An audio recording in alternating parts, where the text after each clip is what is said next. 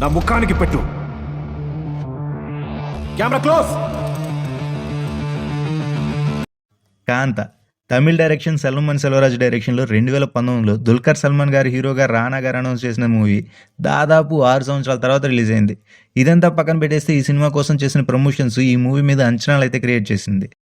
ఒక కథ ఎప్పుడు చెప్పాలని ఆ కథేరా నిర్ణయిస్తుంది.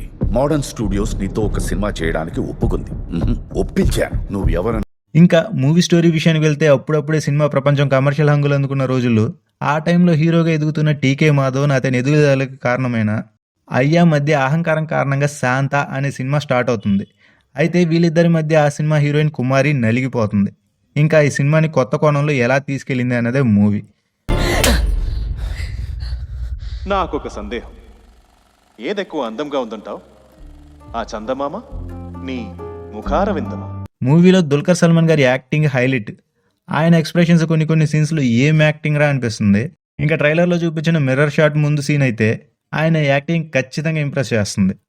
ఇంకా సముద్రకని గారు ఇప్పటి వరకు సపోర్టింగ్ రోల్స్లోనే కనిపించారు. ఈ మూవీలో ఆయన యాక్టింగ్ అదిరింది. ముఖ్యంగా కోపాన్ని కంట్రోల్ చేసుకునే సీన్స్లో ఆయన యాక్టింగ్ అదిరిపోతుంది.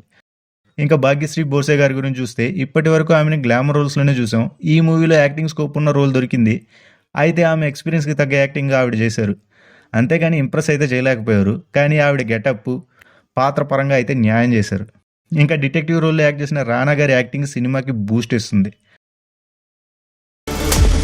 ఇక నుండి ఇది మీ సినిమా సెట్ కాదు, నా పోలీస్ స్టేషన్. మోహన్ నీ చావు నా చేతుల్లోనే. నిజంగానే అంత గొప్ప నటుడా? ఏంటో ఆటలాడుతున్నావా? అలాగే టెక్నికల్ టీం విషయానికి వెళ్తే ఈ మూవీకి కెమెరా వర్క్ ప్రాణం పోసింది. Danny Sanchez Lopez camera work ప్రతి ఫ్రేమ్ ఒక ఆర్ట్లా చూపించారు. ముఖ్యంగా 70sలో ఉండే స్టూడియోస్ని చూపించడంలో ఆర్ట్ వర్క్ కూడా అదిరింది. ఇంకా జాక్స్ బీజే మ్యూజిక్ కూడా సినిమాకి ప్లస్ అయింది. సాంగ్స్ కూడా బాగున్నాయి.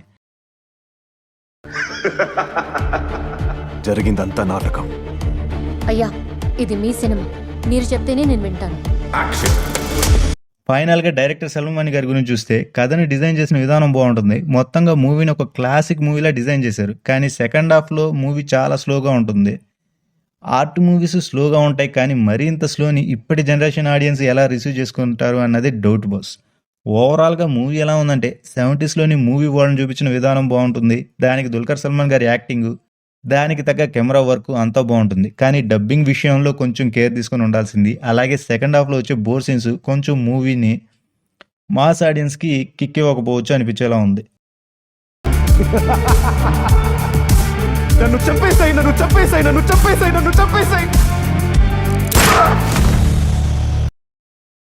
ఇది బాస్ కాంతా మూవీ మీద నా ఒపీనియన్. మీరు మూవీ చూస్తే మీ ఒపీనియన్ ఏంటని కామెంట్స్లో చెప్పండి. వీడియో నచ్చితే లైక్ చేసి కొంచెం ఎంకరేజ్ చేయండి. అలాగే లేటెస్ట్ మూవీ అప్డేట్స్ కోసం ఛానల్ సబ్స్క్రైబ్ చేసుకోండి. Thanks for watching.